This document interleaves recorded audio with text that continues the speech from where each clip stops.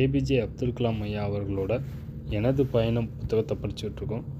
இன்றைக்கி நம்ம பார்க்க போகிற சாப்டர் 11 அறிவியலுக்குள் மூழ்கி முத்தெடுத்த ஒரு வாழ்க்கை.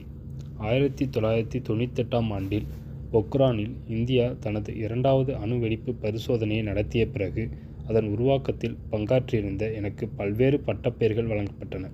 அதற்கு பல வருடங்களுக்கு பிறகும், ஜனாதிபதியாக எனது பதவிக்காலம் முடிந்த பல வருடங்களுக்கு பிறகும் என்னோடு எப்பவும் தங்கி வந்துள்ள ஓர் அடைமொழி ஏவுகணை மனிதன் என்பதுதான். நான் அவ்வாறு அழைக்கப்படும் போது அது எனக்கு பெரும் சுவாரஸ்யத்தை ஏற்படுத்துகிறது. ஏனெனில் ஓர் அறிவியல் மனிதனாக என்னை நான் கருதி கொண்டிருக்கையில் அப்பெயர் ஒரு குழந்தையின் சாகச கதாநாயகனின் பெயரைப் போல் ஒலிக்கிறது. ஆனால் அதே சமயத்தில் இந்நாட்டில் உள்ள பலரும் என் மீது பொழிந்து வந்துள்ள அன்பையும் மதிப்பையும் அது பிரதிபலிக்கிறது. என்னை பொறுத்தவரை அறிவியல், ராக்கெட் அறிவியல், பொறியியல் ஆகிய தளங்களுக்கான எனது பயணத்தின் ஒரு விதமான உச்சக்கட்ட நிலையின் அடையாள சின்னமாக அது விளங்குகிறது. இப்பயணத்தின் துவக்க காலம் வெகு தூரம் பின்னோக்கி நீளுகிறது. இதை பற்றி நான் பின்னோக்கி சிந்தித்து பார்க்கும்போது இவை அனைத்தும் எனக்கு நிகழ்ந்தவையா அல்லது ஏதோ ஒரு புத்தகத்தில் நான் படித்த ஒரு கதையா என்று நான் வியக்கிறேன். ஆனால் இவை அனைத்தும் அறிவியல் பாதையை தேர்ந்தெடுத்த ஒரு நபராக என்னை உருவாக்கின. அதை இப்போது நினைவுபடுத்தி பார்ப்பது ஒரு நதியின் ஓட்டத்திற்கு எதிராக பயணிப்பதைப் போல இருக்கிறது. ஒரு நதியின் முகத்துவாரத்திலிருந்து அதன் மூலத்தை நோக்கி நதியின் நீரோட்டத்திற்கு எதிர் திசையில் தொடர்ந்து மேலே சென்று வாழ்வில் எனது பாதையை தேட முயற்சித்து கொண்டிருந்த ஒரு சிறுவனாக நான் இருந்த காலகட்டத்தை நான் எட்டுகிறேன். ராமேஸ்வரத்திலிருந்த உயர்நிலைப் பள்ளியில் சேர்வதற்காக ராமேஸ்வரத்திலிருந்து நான் வெளியேறிய பிறகே பல வழிகளில் எனது உண்மையான கல்வி துவங்கியது. நான் முன்பு குறிப்பிட்டதைப் போல எனது பாதுகாப்பு வலயமாக இருந்த ராமேஸ்வரம் எனது தாயார் மற்றும் எனக்கு பரிச்சயமான மற்றும் அனைத்தையும் விட்டுவிட்டு நான் வெளியே கால் பதித்தது அதுதான் முதல் முறை. அப்போது நான் ஒரு சிறிய ஊரைச் சேர்ந்த கூச்ச சுபாவம் கொண்டிருந்த, பேசுவதற்கு பயந்து போயிருந்த ஒரு சிறுவனாக இருந்தேன். ஸ்வார்ஸ் உயர்நிலைப் பள்ளியில்தான் அறிவியல் விந்தைகளுடனான முதல் பரிச்சயம் எனக்கு ஏற்பட்டது. என் மனதிற்கு ஒளியூட்டும் விதத்தில் அவை எனக்கு விளக்கப்பட்டன. அந்த பள்ளியில் மறைதிரு ஐயாதுரை சாலமன் என்ற ஓர் ஆசிரியர் இருந்தார். அவருக்கும் எனக்கும் இடையே உருவான உறவில் ஒளிமறைவின்மையும் நம்பிக்கையும் கோசொலிச்சன. நான் முன்னோக்கி செல்வதற்கான பாதையை எனக்கு காட்டுவதற்கு எனக்கு தேவைப்பட்ட வழிகாட்டியை நான் அவர் கண்டேன். வானில் பறந்த பறவைகள் எனக்கு எப்போதுமே பிரமிப்பை ஏற்படுத்தின. எனக்கு மேலே இருந்த வானில் அவை பறந்த விதத்தையும் பாதைகளையும் கவனித்தபடி மணிக்கணக்கில் அவற்றை என்னால் பார்த்து கொண்டிருக்க முடிந்தது. பறப்பது குறித்த விருப்பமும் அப்பறவைகளுக்கிடையே நானும் ஒரு பறவையாக இருப்பது குறித்த விருப்பமும் மிகச்சிறிய வயதிலிருந்தே என்னுள் வளர்ந்து வந்திருக்கின்றன. ஒரு நாள் பறப்பதற்கு பின்னால் உள்ள இயற்பியலை நான் கற்றுக்கொண்டிருந்த போது மறைதிரு ஐயாதுரை சாலமன் அவர்கள் எங்களில் சில மாணவர்களை கடற்கரைக்கு கூட்டிச் சென்றார். அங்கு அவர் எங்களுக்கு பறவைகளை சுட்டி காட்டினார். நாங்கள் கடலோரத்தில் நின்றிருக்க அலைகளின் சத்தமும் எங்களை சுற்றி உயரே பறந்து கொண்டிருந்த நாரைகளும் கடல் பறவைகளும் ஏற்படுத்திய கடுமையான இரைச்சலும் எங்கள் காதுகளில் ஒலிக்க, காற்று இயக்கவியல், வானூர்தி வடிவமைப்பு, அதிவேக காற்றுப்புணல்கள், காற்றோட்டம் ஆகியவற்றை உள்ளடக்கிய ஒரு புதிய உலகத்தை எங்கள் ஆசிரியர் எங்களுக்கு திறந்துவிட்டார். அக்குழுவில் இருந்து 15 வயது சிறுவர்களில் நானும் ஒருவன். நான் அதுவரை கற்றறிந்த அறிவியல் பாடங்களிலே மிக முக்கியமான பாடம் அதுதான். திடீரென்று அதுவரை எனக்கு வெறும் பிரமிப்பாக மட்டுமே இருந்து வந்திருந்த ஒரு விஷயம் இப்போது விளக்கப்பட்டு தெளிவாக்கப்பட்டு இருந்தது. அதுவரை நான் ஒரு தெளிவற்ற கண்ணாடிக்கு ஜன்னலுக்கு பின்னால் இருந்து பார்த்து கொண்டிருந்தது போலிருந்தது. இப்போது அந்த ஜன்னல் திறக்கப்பட்டிருந்தது. அந்த வெளியுலகை நான் அகல விரிந்த கண்களோடும் அதிகமாக தெரிந்து கொள்வதற்கான தாகத்தோடும் ஆர்வமாக படித்து கொண்டிருந்தேன்.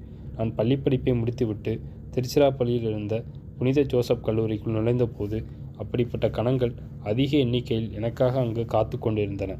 நான் என் மனதையும் காதுகளையும் திறந்து வைத்து எனது மூளையை கூர்மையாகவும் ஒருமித்த கவனத்தோடும் வைத்திருந்ததால் என்னால் கற்றுக்கொள்ள முடியாத அல்லது என் மூளையால் உறிஞ்சிக்கொள்ள முடியாத எதுவும் என் வழியில் இருக்க முடியாது என்பதை நான் முன்னதாகவே உணர்ந்திருந்தேன். புனித ஜோசப் கல்லூரியில் பேராசிரியர் சின்னத்துரையும் பேராசிரியர் கிருஷ்ணமூர்த்தியும் அணு குட்கூறு இயற்பியல் கோட்பாட்டை அறிமுகப்படுத்திய போது நம்மை சுற்றி இருக்கின்ற பொருட்கள் மற்றும் சிதைவுகளை உள்ளடக்கிய ஒரு மறைவான உலகத்தை பற்றி முதன்முறையாக நான் சிந்திக்க துவங்கினேன். பொருட்களின் கதிரியக்க சிதைவு, பாதி வீரியத்தை இழக்க அவை எடுத்துக்கொள்ளும் நீண்ட வருடங்கள் போன்றவற்றை பற்றி நான் கற்றேன். திடீரென்று உலகம் முன்பு தன்னை உருவாக்கியிருந்த திடமான உறுதிப்பாடுகளிலிருந்து ஏராளமாக மாறியிருந்தது போல தோன்றியது. அறிவியல் மற்றும் ஆன்மீகத்தின் இருமை இயல்புகள் பற்றியும் நான் சிந்திக்க துவங்கினேன். நமக்கு இதுவரை சித்தரிக்கப்பட்டுள்ளது போல இவ்விரண்டும் உண்மையிலேயே அவ்வளவு வேறுபட்டவையா?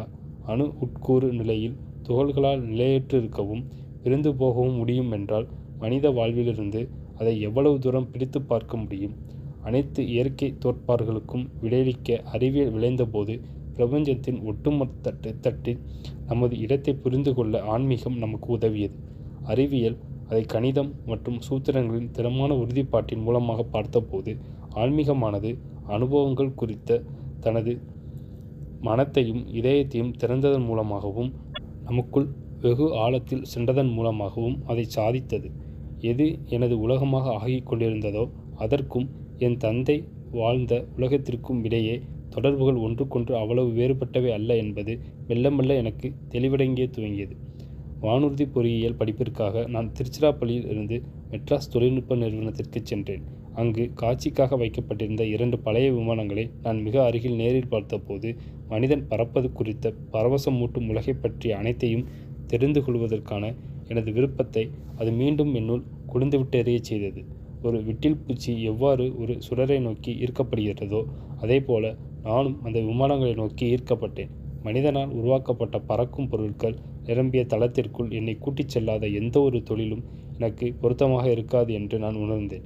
மெட்ராஸ் தொழில்நுட்ப நிறுவனத்தில் 3 ஆசிரியர்கள் இந்த விருப்பத்திற்கு வடிவம் கொடுத்து வெறும் விருப்பம் என்ற நிலையிலிருந்து அதை யதார்த்த நிலைக்கான பாதைக்கு இட்டுச் சென்றனர். எனக்கு தொழில்நுட்ப காற்றியக்கவியலை கற்றுக் கொடுத்த ஆஸ்திரிய நாட்டைச் சேர்ந்த பேராசிரியர் ஸ்பான்டர், விமான கட்டமைப்பின் வடிவமைப்பை கற்றுக் கொடுத்த பேராசிரியர் KAV பந்தனை, கோட்பாடு காற்று இயக்கவியலை கற்றுக் கொடுத்த பேராசிரியர் நரசிங்கராவ் ஆகியோர்தான் அவர்கள். காற்று இயக்கவியல் எவ்வளவு சுவாரஸ்யமான பாடம் என்பதை இந்த 3 ஆசிரியர்களும் எனக்கு காட்டினர். இயக்கம் மற்றும் ஓட்டம் என்னும் நாம் கருதுவது காற்றில் பொருட்கள் எவ்வாறு பயணிக்கின்றன, ஏன் பயணிக்கின்றன என்பதை விளக்குகின்ற அம்சங்களாக கூறு போடப்படுகின்றது. பாய்ம இயக்கவியல், இயக்க முறைகள், அதிர்ச்சி அலைகள், அதிர்ச்சி அலை இழுப்பு மற்றும் இன்னும் அதிகமானவை அடங்கிய சிக்கலான உலகை ஆராய்ச்சி செய்வதில் நான் என்னை தொலைத்தேன். அதே நேரத்தில் விமானங்களின் கட்டமைப்பு அம்சங்கள் எனக்கு தெளிவடைந்தன. இருதள விமானங்கள், ஒற்றைத்தள விமானங்கள், வாலற்ற விமானங்கள் மற்றும் அதே போன்ற பிற ஆய்வு பகுதிகளை நான் எல்லையற்ற உற்சாகத்துடன் படித்தேன். மெட்ராஸ் தொழில்நுட்ப நிறுவனத்தில் நான் படித்து கொண்டிருந்த போது அறிவியல் உலகை தீவிர ஆர்வத்துடன் நான் ஆராய்ச்சி செய்த கணங்கள் கணக்கில் அடங்காதவையாக இருந்தன. இவை அனைத்தும் பிரதம மந்திரி ஜவஹர்லால் நேருவில் தொடங்கி எல்லாருமே அறிவியல் மனப்போக்கை வளர்ப்பது குறித்து பெரிதும் வலியுறுத்திய ஒரு காலகட்டத்தில் நிகழ்ந்து கொண்டிருந்தன. என்னை சுற்றி எல்லா இடங்களிலும், குறிப்பாக எங்களுடையதை போன்ற கல்வி நிறுவனங்களில் பாரம்பரிய சிந்தனை முறைகளை உதறிவிட்டு இப்புதிய மனப்போக்கை சுவீகரிக்கும்படி நாங்கள் ஊக்குவிக்கப்பட்டதை நான் கண்டேன். அறிவு குறித்த தேடலில் அறிவியல் வழிமுறைகளை நாம் பயன்படுத்தினால் சிறப்பாக இருக்கும். ராமேஸ்வரத்தின் சமயச் சூழலில் வளர்க்கப்பட்ட எனக்கு இதை செய்வது மிகவும் சிரமமாக இருந்ததை நான் கண்டேன். மாறாக அறிவியல் மற்றும் ஆன்மீகத்தின் இன்றியமையாத ஒருமைத்தன்மை குறித்து ஆரம்ப காலத்தில் எனக்கு கிடைத்த சிந்தனை கீற்றுகளுக்கு ஒரு முறையான வடிவம் கிடைத்து கொண்டிருந்ததை நான் கண்டேன். புலன் உணர்வுகள் மட்டுமே அறிவு மற்றும் உண்மைக்கான மூலாதாரம் என்பதை என்னால் அங்கீகரிக்க முடியவில்லை. பௌதிக உலகிற்கு அப்பால் உள்ள ஆன்மீக தளத்தில்தான் உண்மையான யதார்த்தம் இருக்கிறது என்றும் ஒருவர் தன்னைத்தானே உள்ளார்ந்த ஆய்வு செய்வதில்தான் உண்மையான அறிவு அடங்கியுள்ளது என்றும் கற்றுக் கொடுக்கப்பட்டு நான் வளர்க்கப்பட்டு வந்திருந்தேன். இப்போது நான் மேலும் மேலும் ஆதாரங்களும் பரிசோதனைகளும் சூத்திரங்களும் ஹோலோச்சிய இன்னொரு உலகின் ஒரு பகுதியாக ஆகிக் கொண்டிருந்தேன். இதில் எனது சொந்த கருத்தை கண்டறிவதற்கு மெல்ல மெல்ல நான் கற்றுக்கொண்டேன். ஆனால் அக்கருத்து உறுதியடைவதற்கு பல வருடங்கள் பிடித்தன. இறுதியில் மெட்ராஸ் தொழில்நுட்ப நிறுவனத்திலிருந்து ஒரு பொறியியல் பட்டதாரியாக நான் வெளியே வந்தேன். ஆனாலும் எதிர்காலத்தில் எனது தொழில் வாழ்க்கையில் நான் கையாளவிருந்த ராக்கெட்டுகளையும் ஏவுகணைகளையும் பற்றி நான் இன்னும் ஏராளமானவற்றை படிக்க வேண்டியிருந்தது. அப்போதைக்கு எனக்கு தெரிந்ததெல்லாம் ஒரு மிகப்பெரிய உலகம் நான் ஆராய்ச்சி செய்வதற்காக திறந்து கிடந்தது என்பது மட்டும்தான். என்னால் முடிந்த அளவுக்கு அந்த ஆராய்ச்சியின் பெரும்பகுதியை விண்ணில் மிக உயரத்திலிருந்து செய்வதென்று நான் தீர்மானித்தேன். தொழில்நுட்ப வளர்ச்சி மற்றும் உற்பத்தி இயக்குநரகத்தில் விமானம் செங்குத்தாக மேலெழுவதற்கும் தரையிறங்குவதற்கும் தேவையான தளம் உள்ளிட்ட பலதரப்பட்ட அமைப்பு முறைகளை வடிவமைத்து உருவாக்கிய பல்வேறு குழுக்களில் நான் பங்கு கொண்டு சில வருடங்கள் பணியாற்றிய பிறகு பெங்களூரில் அமைந்திருந்த வானூர்தி வளர்ச்சி ஆய்வகத்தில் சேர்ந்தேன். புதுமை புனைவதற்கும் துவக்கத்திலிருந்து ஒன்றை உருவாக்க கற்றுக்கொள்வதற்குமான முதல் பெரிய வாய்ப்பு எனக்கு இங்குதான் கிடைத்தது என்பதை நான் இப்போது உணர்கிறேன். பின்னாளில் எனது தொழில் வாழ்க்கையில் இது ஒரு தொடர்ச்சியான பாணியாக அமைந்தது. நிலத்தை கையாளுவதற்கான கருவிகள், பற்றிய எனது ஆரம்பகால ஆய்வுகளின் அடிப்படையில் முழுக்க முழுக்க நம் நாட்டிலேயே தயாரிக்கப்பட்ட காற்று மெத்தை உலர்த்தியின் மாதிரி ஒன்று வடிவமைக்கப்பட்டு உருவாக்கப்பட வேண்டும் என்று வானூர்தி வளர்ச்சி ஆய்வகத்தில் தீர்மானிக்கப்பட்டது. வானூர்தி வளர்ச்சி ஆய்வகத்தின் தலைவரான டாக்டர் மெடிராட்டா என் தலைமையில் 4 பேர் அடங்கிய ஒரு சிறு குழுவை உருவாக்கினார். இது எங்களுக்கு பெருத்த சவாலாக அமைந்தது. அது குறித்து எழுதப்பட்ட புத்தகங்களும் அவ்வளவாக இருக்கவில்லை. நாங்கள் அறிவுரை கேட்கும் அளவுக்கு இந்த வகையான தொழில்நுட்பத்தில் அனுபவம் பெற்ற ஒருவர் கூட இருக்கவில்லை. எங்களால் பயன்படுத்தப்படக்கூடிய ஏற்கனவே நடைமுறையில் உள்ள வடிவமைப்புகளோ அல்லது பொதுவான பாகங்களோ இருக்கவில்லை. உண்மையில் வெற்றிகரமான காற்று மெத்தை ஊர்தியை உருவாக்க வேண்டும் என்று தெரிந்திருந்ததை தவிர எங்கள் குழுவிற்கு உதவக்கூடிய எதுவும் எங்கள் வசம் இருக்கவில்லை. ஒரு காற்று மெத்தை ஊர்தி மட்டுமின்றி அதுவரை எந்த ஓர் இயந்திரத்தையுமே உருவாக்கியிருக்காத ஒரு பொறியியல் குழுவினருக்கு இது ஒரு மலையளவு சவாலாக இருந்தது. இப்பணித்திட்டத்தை நிறைவேற்ற எங்களுக்கு 3 வருட அவகாசம் கொடுக்கப்பட்டது. இப்புதிய தொழில்நுட்பம் குறித்து பரிச்சயம் பெறும் முயற்சியில் முதல் ஒரு சில மாதங்களை நாங்கள் செலவிட்டோம். பிறகு ஒரு நேரத்தில் கைவசம் இருந்த பொருட்களை கொண்டு வேலையை துவக்கி விஷயங்களை அவற்றின் போக்கில் கையாள வேண்டும் என்று நான் தீர்மானித்தேன். இந்த மாபெரும் சவால் ஒருபுறம் இருந்தும் இப்பணித்திட்டம் என் இதயத்திற்கு மிகவும் பிடித்த ஒன்றாகவும் என் கற்பனையை தூண்டுவதற்கும் இருந்தது. ஒரு சில மாதங்களுக்கு பிறகு வடிவமைப்பு செயல்முறை நிலையை கடந்து உருவாக்க நிலைக்குள் நாங்கள் அடியெடுத்து வைத்தோம். அத்தனை வருடங்களில் நான் அதிக உறுதியும் அதிக தன்னம்பிக்கையும் கொண்ட ஒருவனாக உருவாகியிருந்தேன். ஆனாலும் எனது சிறு நகர மத்திய வர்க்கத்து வேர்களை என்னால் என் ஆன்மாவை விட்டு ஒருபோதும் வெளியேற்ற முடியவில்லை. மூத்த சக ஊழியர்களின் கேள்விகளையும் சந்தேகங்களையும் எதிர்கொள்ளும் அதே நேரத்தில் மற்றவர்களுக்கு வழிகாட்ட வேண்டிய ஒரு உலகிற்குள் நான் தள்ளப்பட்டேன். நகரத்தில் வளர்ந்த எனது சக ஊழியர்களின் பின்புலத்திலிருந்து வேறுபட்ட ஒரு பின்புலத்திலிருந்து வந்த இயல்பாக கூச்ச சுபாவம் கொண்ட என்னை போன்றவர்கள் ஏதோ ஒன்று அல்லது யாரோ ஒருவர் எங்கள் மேடையின் நடுவே உந்தி தள்ளும் வரை தொடர்ந்து நிழல்களையே மறைந்து நிற்க முனைகிறோம். அந்த உந்துதல் இப்போது எனக்கு கிடைத்திருந்தது என்பதை நான் புரிந்து கொண்டேன். காற்று மெத்தை ஊர்தி பணித்திட்டத்தை வெற்றிகரமான ஒன்றாக ஆக்குவதற்கு எனது அறிவு மற்றும் திறமை முழுவதையும் நான் பயன்படுத்தப் போவதாக நான் உறுதியான தீர்மானம் கொண்டேன். இந்த பணித்திட்டம் அதிகப்படியான நேரத்தையும் அதிக பணத்தையும் விழுங்கிக் கொண்டிருந்ததால் இது தேவைதானா என்ற நோக்கில் நிறுவனத்தில் இருந்த பலர் இப்பணித்திட்டத்தின் அவசியம் குறித்த கேள்வி எழுப்பினர். அதில் எனது பாத்திரம் குறித்தும் அவர்கள் கேள்வி எழுப்பினர். ஆனால் எனது குழுவினரும் நானும் எங்கள் வேலையில் தொடர்ந்து மும்முரமாக இருந்தோம். மெல்ல மெல்ல ஒவ்வொரு நிலையாக அந்த காற்று மெத்தை ஊர்தியின் மாதிரியானது வடிவம் பெற துவங்கியது. மெட்ராஸ் தொழில்நுட்ப நிறுவனத்தில் நான் படித்த காலத்தில் பேராசிரியர் ஸ்ரீனிவாசன் எனது வடிவமைப்பு வேலையை நிராகரித்து நான் என் ஒட்டுமொத்த வேலையையும் அடுத்த 2 நாட்களுக்குள் மீண்டும் ஆரம்பத்திலிருந்து செய்து முடித்த போது நிகழ்ந்ததைப் போல மனமானது நம்புவதற்குரிய நீட்சித்தன்மை கொண்டது என்பதை நான் இப்போது மீண்டும் கண்டேன். நீங்கள் எவ்வளவு தூரம் அனுமதிக்கிறீர்களோ அவ்வளவு தூரம் மனத்தால் விரிவடைய முடியும். ஒரு முறை அது திறந்துவிடப்பட்டால் பிறகு எத்தனை தடைகளாலும் அதன் குறுக்கே நிற்க முடியாது. இதன் விளைவாக உங்கள் மீது உங்களுக்கு ஏற்படுகின்ற நம்பிக்கையை எவராலும் உங்களிடமிருந்து பறிக்க முடியாது. இந்த பணித்திட்டத்திற்கு நந்தி என்று பெயரிடப்பட்டது. அப்போதைய பாதுகாப்புத்துறை அமைச்சராக இருந்த V.K. கிருஷ்ணமேனனின் ஆசீர்வாதங்கள் இதற்கு கிடைத்தன. நமக்கு தேவையான இராணுவ தளவாடங்களை நாமே உருவாக்கிக் கொள்வதற்கான துவக்கம் இது என்று அவர் உறுதியாக நம்பினார். அவர் எங்கள் வேலையை தொடர்ந்து கண்காணித்து வந்தார். ஒரு வருடத்திற்கு பிறகு எங்கள் வேலையில் ஏற்படுத்தியிருந்த முன்னேற்றத்தை அவர் ஆய்வு செய்தபோது நானும் எனது குழுவினரும் நிச்சயமாக வெற்றி பெறுவோம் என்று அவர் டாக்டர் மெடிராட்டாவிடம் கூறினார். அவர் கூறியதைப் போல நாங்கள் வெற்றி பெற்றோம். 3 வருடங்கள் முடிவதற்கு முன்பாகவே முழுமையாக வேலை செய்த ஒரு மாதிரி வடிவத்தை நாங்கள் உருவாக்கினோம். அமைச்சரிடம் அதை காட்டுவதற்கு நாங்கள் தயாராக இருந்தோம். கிருஷ்ணமேனன் அதில் பயணித்தார். நான் அதை இயக்கினேன். அவரது பாதுகாவலர்கள் அதை விரும்பவில்லை. எங்கள் அறிவு மற்றும் குழுப்பணியின் அடிப்படையில் அதுவும் நாட்டிலேயே முதன்முறையாக ஒன்றை உருவாக்குவதில் கிடைக்கும் மகிழ்ச்சியையும் மனக்கிளர்ச்சியையும் அப்போதுதான் முதன்முறையாக நான் உணர்ந்தேன். துரதிர்ஷ்டவரமாக நந்தி திட்டத்தின் முடிவு மகிழ்ச்சிகரமானதாக இருக்கவில்லை. கிருஷ்ணமேனனின் பதவிக்காலம் முடிந்தபோது அவரை அடுத்து வந்தவர்கள் அந்த காற்று மெத்தை ஊர்தியின் பயன்பாடு குறித்து அவர் கொண்டிருந்த நம்பிக்கையை பகிர்ந்து கொள்ளவில்லை. அது வாதத்திற்கு இடமான ஒன்றாக ஆனது. இறுதியில் அத்திட்டம் கைவிடப்பட்டது. ஏதேனும் ஒன்றால் என்னை யதார்த்தத்துக்கு கூட்டி வந்து சில சமயங்களில் வானம் கூட எல்லை என்பதை எனக்கு காட்ட முடியும் என்றால் அது இந்த கடுமையான படிப்பினைதான். உங்களது வேலையின் பின் விளைவுகளை தீர்மானிக்கின்ற உங்களுடையதை விட மிகப்பெரிய சக்திகள் யதார்த்தத்தில் இருக்கின்றன. நான் கற்றுக்கொண்ட மற்றொரு படிப்பினை என்னால் தாக்கம் ஏற்படுத்த முடியாத சில பகுதிகள் இருப்பது உண்மை என்றாலும் கூட என் திறன்களை பயன்படுத்தி நிச்சயமாக என்னால் என் வேலையை மிகச் சிறப்பாக செய்ய முடியும் என்பதுதான். ஏனெனில் இறுதியில் ஒருவரின் கையில் எஞ்சி நிற்பது அது மட்டும்தான். நம்முடைய நடவடிக்கைகளின் பின்விளைவுகள் எப்படி இருக்கப் போகின்றன என்று யாருக்கு தெரியும்?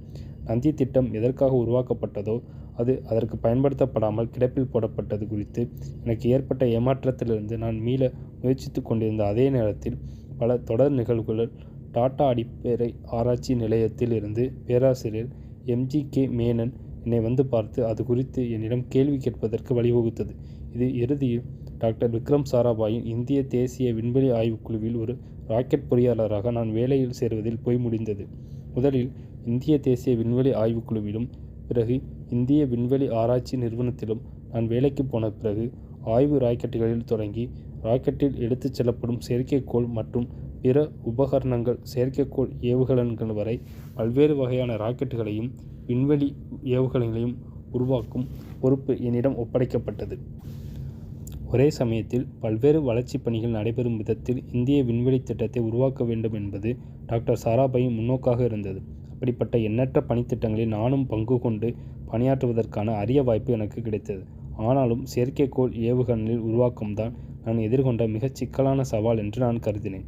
செயற்கைக்கோள்களை பூமியின் சுற்றுப்பாதையில் கொண்டு சேர்ப்பதற்கான ஏவுகணை உருவாக்கும் ஒரு மாபெரும் பணித்திட்டத்திற்கு நான் தலைமையேற்று இருந்தேன். தொழில்நுட்பத்தால் வழிநடத்தப்படுகின்ற ஒரு நாடக நமது நிலையை மேம்படுத்துவதற்கு மட்டுமின்றி தங்களது செயற்கைக்கோள்களை பூமியின் சுற்றுப்பாதையில் கொண்டு சேர்ப்பதற்கு நமது செயற்கைக்கோள் ஏவுகணை பயன்படுத்த விரும்பும் நாடுகளுக்கு ஏவ வசதியாக வழங்குவதன் மூலம் நமக்கு நல்ல வருவாயை ஈட்டிக் கொடுக்கக்கூடிய சாத்தியக்கூற்றையும் அது உள்ளடக்கியிருந்தது.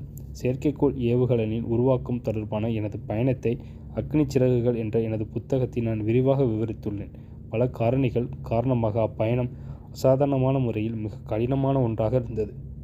இந்த அளவிலான ஒரு பணித்திட்டம் உருவாக்கப்படும் போது முற்றிலும் எதிர்பாராத பல சிக்கல்கள் எழும். நேரம் மற்றும் வள வசதிகள் குறித்து எங்களுக்கு ஒரு பட்ஜெட் கொடுக்கப்பட்டது. அந்த பட்ஜெட்டிற்குள் நாங்கள் எங்கள் இலக்கை அடைவதை உறுதி செய்வது எனது பொறுப்பாக இருந்தது. அது தனிப்பட்ட முறையிலும் எனக்கு அதிக மன அழுத்தத்தை கொடுத்த ஒரு நேரமாக இருந்தது. ஏனெனில் முதலில் அகமது ஜலாலுதீன், பிறகு என் தந்தை, அதன் பிறகு என் தாயார் என்று 3 வருட இடைவெளிக்குள் என் அன்பிற்குரிய 3 நபர்களை நான் இழந்திருந்தேன். என்னை என் வேலையில் மூழ்கடித்து கொண்டு நாங்கள் வழங்க வேண்டியிருந்த இறுதி விளைவின் மீது என் மனதை உறுதியாக நிலைப்படுத்தியதன் மூலமாக மட்டுமே அந்த பணித்திட்டத்தை என்னால் வெற்றிகரமாக நிறைவேற்ற முடிந்தது. செயற்கைக்கோள் ஏவுகணையின் உருவாக்கத்தில் நான் கற்றுக்கொண்ட மிகப்பெரிய படிப்பினைகள் எவை என்று இப்போது என்னிடம் கேட்கப்பட்டால் 3 அம்சங்களை நான் குறிப்பிடுவேன். ஒரு நாட்டின் வளர்ச்சியில் அறிவியல் மற்றும் தொழில்நுட்பம், ஆராய்ச்சி மற்றும் பொறியியலின் பங்கு பற்றிய முதல் புலப்பாடு அந்த முயற்சியின் போதுதான் எனக்கு கிடைத்தது. செயற்கைக்கோள் ஏவுகணை பணித்திட்டத்தில் வேலை செய்து கொண்டிருந்த பல குழுக்களில் அறிவியலறிஞர்களும் ஆராய்ச்சியாளர்களும் பொறியியலாளர்களும் இருந்தனர். ஒரு குழுமத் தலைவர் என்ற முறையில் யார் என்ன வேலை செய்ய வேண்டும், அதை எங்கு வைத்து செய்ய வேண்டும் என்பது பற்றி வரையறுப்பதும் அவர்களை முன்னின்று வழிநடத்துவதும் எனது பொறுப்பாக இருந்தது. அறிவியலானது ஆராயும் தன்மை கொண்டது என்பதையும் வான்வழியாகவோ அல்லது நீர்வழியாகவோ ஒரு நீண்ட பயணத்தை மேற்கொள்ளும் ஒரு பயணியைப் போல அது விடைகளை தேட புறப்பட்டு விடுகிறது என்பதையும் நான் கண்டுகொண்டேன். உண்மையில் அறிவியலானது சாத்தியமுள்ள அனைத்திற்குள்ளும் என்றேனும் ஒரு நாள் விளக்கப்படவும் சாத்தியப்படவும் போகின்ற அனைத்திற்குள்ளும் மேற்கொள்ளப்படுகின்ற ஒரு நீண்ட பயணமாகும். அறிவியல் ஒரு பெரும் மகிழ்ச்சி மற்றும் ஆள் விருப்பமாகும். மறுபுறம் வளர்ச்சி என்பது மூடப்பட்டுள்ள ஒரு வட்டத்தை போன்றது. அது அறிவியலறிஞர்கள் செய்த வேலையை ஒரு சில அடிகள் முன்னே எடுத்துச் செல்கிறது. தவறுகளுக்கோ அல்லது ஆராய்ச்சிக்கோ அது அனுமதி அளிப்பதில்லை. உண்மையில் மாற்றங்கள் செய்வதற்கும் மேம்பாடுகளை செய்வதற்கும் அது தவறுகளை பயன்படுத்திக் கொள்கிறது. அறிவியல் அறிஞர்கள் ஏவுகணை உள்நாட்டில் வடிவமைத்து உருவாக்குவதற்கு எங்களுக்கு உதவிய பாதை எங்களுக்கு காட்டி சாத்தியக்கூறுகளை திறந்துவிட்ட போது கையில் இருந்த வள வசதிகளை கொண்டு குறித்த காலத்திற்குள் விளைவுகளை பெறுவதற்கான பாதையில் நாங்கள் தொடர்ந்து பயணிப்பதை பொறியாளர்கள் உறுதி செய்தனர். இத்தகைய இயல்பு கொண்ட ஒரு பணித்திட்டம் வெற்றி பெறுவதற்கு ஓர் இசைக்குழுவைப் போல அனைத்து பகுதிகளும் ஒன்றையடுத்து மற்றொன்று வரிசையாகவும் ஒத்திசைவாகவும் இயங்க வேண்டியிருந்தது அவசியமாகியது. நான் கற்றுக்கொண்ட 2வது பாடம் அர்ப்பணிப்பின் இயல்பை பற்றியது. அந்த வருடத்தில் பணித்திட்டத்தை தவிர வேறு எதை பற்றியும் நான் அவ்வளவாக சிந்திக்கவில்லை. என்னைப் போலவே அப்பணித்திட்டத்திற்காக மிகவும் கடினமாக உழைத்தவர்கள், அதில் தங்கள் ஆள் விருப்பத்தை கொட்டி செயல்பட்டவர்கள் பலர் இருந்தனர். ஆனாலும் இது பற்றி அதிக மதிப்பு வாய்ந்த அறிவார்ந்த வார்த்தைகளை ஜெர்மனியில் பிறந்து பிறகு அமெரிக்காவில் குடியுரிமை பெற்ற மிக பிரபல அறிவியல் அறிஞரான வெர்னர் வான் பிரானை தவிர வேறு எவரும் ஒருபோதும் என்னிடம் கூறியதில்லை. ஏவுகணை அறிவியல் துறையில் ஒரு மிகப்பெரிய ஜாமாவாக விளங்கியவர் அவர். இரண்டாம் உலகப் போரின் போது லண்டனை அழித்த ஜெர்மானிய B-2 ஏவுகணையை தயாரித்திருந்தார். பின்னாளில் நாசாவின் ஏவுகலன் அறிவியல் திட்டத்தில் அவர் சேர்த்துக் கொள்ளப்பட்ட போது ஜூபிட்டர் ஏவுகணையை அவர் அங்கு உருவாக்கினார். அதிக தூரம் சென்ற முதல் ஏவுகணை அதுதான். அவர் ஓர் அறிவியலறிஞராகவும் வடிவமைப்பாளராகவும் பொறியாளராகவும் நிர்வாகியாகவும் ஒரு தொழில்நுட்ப மேலாளராகவும் இருந்தார். உண்மையில் நவீன ஏவுகலன் அறிவியல் துறையின் தந்தை அவர்தான். அவர் இந்தியாவிற்கு விஜயம் செய்தபோது சென்னையில் அவரை வரவேற்று தும்பாவிற்கு அவரை நான் அழைத்துச் சென்ற நேரத்தில் அவரோடு விமானத்தில் பயணிக்கும் வாய்ப்பு எனக்கு கிடைத்தது. எங்கள் வேலையின் ஒட்டுமொத்த இயல்பை பற்றி அவர் கூறிய வார்த்தைகள் என் மனதில் இன்னும் ஆழமாக பதிந்துள்ளன. நாம் கட்டி எழுப்பிக் கொண்டிருப்பவை வெற்றி படிக்கட்டுகளால் மட்டும் உருவாவதில்லை. தோல்வி படிக்கட்டுகளும் அவற்றில் பெரும் பங்கு உள்ளது என்பதை எப்போதும் நீங்கள் நினைவில் வைத்திருக்க வேண்டும் என்று அவர் கூறினார். எங்கள் தொழிலில் பணியாற்றுபவர்களுக்கு தேவைப்படுகின்ற தவிர்க்க முடியாத கடின உழைப்பையும் அர்ப்பணிப்பையும் பற்றி அவர் இவ்வாறு குறிப்பிட்டார். ஏவுகலன் அறிவியல் துறையை பொறுத்தவரை கடின உழைப்பு மட்டுமே போதுமானதல்ல. கடின உழைப்பு மட்டுமே உங்களுக்கு மரியாதையை பெற்றுக் கொடுக்கின்ற ஒரு விளையாட்டு அல்ல. இது உங்களுக்கென்று ஓர் இலக்கு இருக்க வேண்டியதோடு மட்டுமின்றி முடிந்த அளவுக்கு அதை விரைவாக அடைவதற்கான உத்திகளும் உங்களுக்கு தேவை. அர்ப்பணிப்பு என்பது வெறும் கடின உழைப்பு மட்டுமல்ல, முழுமையான ஈடுபாட்டை உள்ளடக்கியது. அது ஓர் இலக்கை நிர்ணயித்துக் கொள்வதை பற்றியதும் கூட. உங்கள் முன் ஒரு இலக்கு இருப்பதுதான் உங்கள் கடின உழைப்பின் இறுதி விளைவில் ஒரு மாற்றத்தை ஏற்படுத்துகிறது. பின்வரும் அவரது வார்த்தைகளை நான் கடைபிடித்தாக நான் நம்புகிறேன். ஏவுகலன் அறிவியல் துறையை உங்கள் தொழிலாகவோ அல்லது பிழைப்பாகவோ ஆக்கிக் கொள்ளாதீர்கள். அதை உங்கள் மதமாக, உங்கள் வாழ்க்கை லட்சியமாக ஆக்கிக் கொள்ளுங்கள். என் வாழ்வில் அந்த சமயத்தில் செயற்கைக்கோள் ஏவுகலனை தவிர பிற அனைத்தையும் நான் பின்னுக்கு தள்ளினேன். மன அழுத்தத்தை கையாளவும் நான் கற்றுக்கொண்டேன். உங்கள் இலக்கின் பாதையில் அள்ளி வீசப்பட்டுள்ள சிரமங்களை உங்கள் மனம் கையாளும் விதம்தான் விளைவுகளை தீர்மானிக்கின்றது. எந்த ஒரு லட்சியத்தின் இறுதி வெற்றியையும் மகிழ்ச்சியாக அனுபவிப்பதற்கு இந்த சிரமங்கள் தேவை என்று நான் உண்மையிலேயே நம்புகிறேன். செயற்கைக்கோள் ஏவுகலன் பணித்திட்டத்திலிருந்து நான் கற்றுக்கொண்ட 3வது பாடத்திற்கு இது இட்டுச் செல்கிறது. பின்னடைவுகளை கையாளுவதற்கும் அவற்றிலிருந்து பாடம் கற்றுக்கொள்வதற்குமான திறன்தான் அது. SLV-3 முதல் சோதனை ஏவு முயற்சி படுதோல்வியில் முடிந்தது இப்போது எல்லாருக்கும் தெரிந்த ஒரு விஷயம்தான். அந்த ஏவுகலன் கடலுக்குள் சென்று விழுந்தது. அம்முயற்சியில் முதல் நிலை கச்சிதமாக செயல்பட்டது. 2வது நிலையில்தான் விஷயங்கள் கட்டுக்கடங்காமல் போயின. 317 வினாடிகளுக்கு பிறகு அந்த ஏவுகணையின் பயணம் முடிவுக்கு வந்தது. எரிபொருளை கொண்டிருந்த 4ஆம் நிலை உட்பட அந்த ஏவுகணையில் அனைத்து பாகங்களும் ஸ்ரீஹரிகோட்டாவிற்கு 560 கிலோமீட்டருக்கு அப்பால் கடலில் விழுந்து மூழ்கின. நடந்து முடிந்த விஷயங்களை என்னால் நம்ப முடியவில்லை. அதிர்ச்சியில் நான் வாயடைத்து போனேன். தோல்விகளையும் பின்னடைவுகளையும் அதற்கு முன்பும் நான் அனுபவித்திருந்தேன் என்பது உண்மைதான் என்றாலும் முதுகொடியை செய்ய பல வருட கடின உழைப்பிற்கு பிறகு இது நடந்தது. உள்வாங்கிக் கொள்வதற்கு சிரமமானதாக இருந்தது. எது தவறாக போனது என்ற கேள்வி தொடர்ந்து என் தலைக்குள் வட்டமிட்டு கொண்டே இருந்தது. ஆனால் என்னிடம் அதற்கான விடைகள் எதுவும் இருக்கவில்லை. நான் ஏராளமான மன அழுத்தத்தை சமாளித்து வந்திருந்தேன். அதற்கு மேல் என்னிடம் தெம்பு இருக்கவில்லை. அத்தனை உழைப்பும் வீணாகி போயிருந்த இந்நிலையில் என்னிடமோ அல்லது என்னை சுற்றி இருந்த மற்றவர்களிடமோ நான் கூறக்கூடிய அர்த்தமிக்க வார்த்தைகள் எதுவும் என் வசம் இருக்கவில்லை. இறுதியில் தூக்கத்தை பற்றி மட்டுமே என்னால் சிந்திக்க முடிந்தது. இதை பற்றி மேலும் ஆய்வு செய்வதற்கு முன்பாக நான் தூங்கியாக வேண்டும் என்று எனக்கு நானே கூறிக்கொண்டேன். நான் பல மணி நேரம் தூங்கியிருந்திருக்க வேண்டும் என்று நினைக்கிறேன்.